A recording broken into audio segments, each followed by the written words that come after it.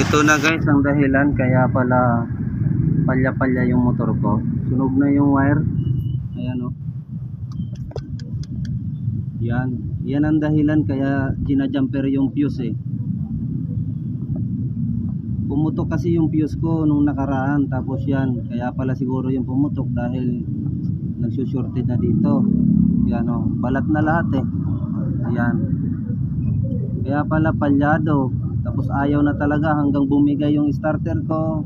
Daming nadamay. Pati ito nagpalit ako.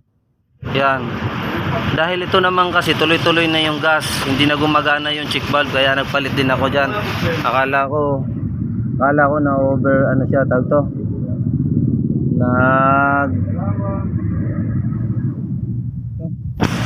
nag-overflow.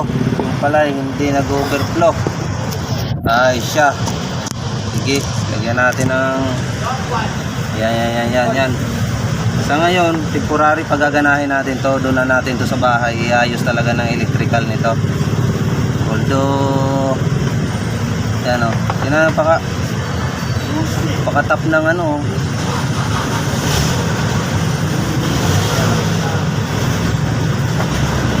Dilaw. Ilabas muna natin yung mukhang talagang matindi talaga pala yung ano dun ha. Matindi talaga pala pakasunog na nito. Yan. Yan. Buti pala hindi umapo ito.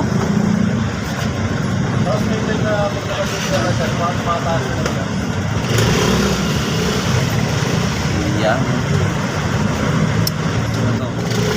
Dalawa na, magkadikit na pala itong dalawang wire. Yawa. Oh, nangyari dito?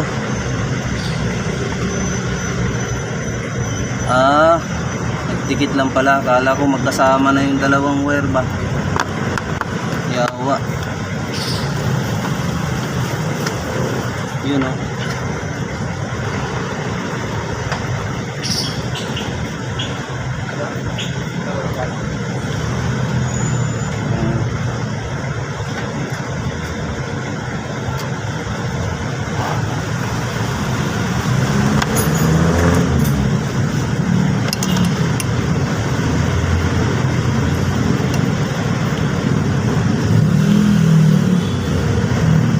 Labas lang natin yung mga sariwa.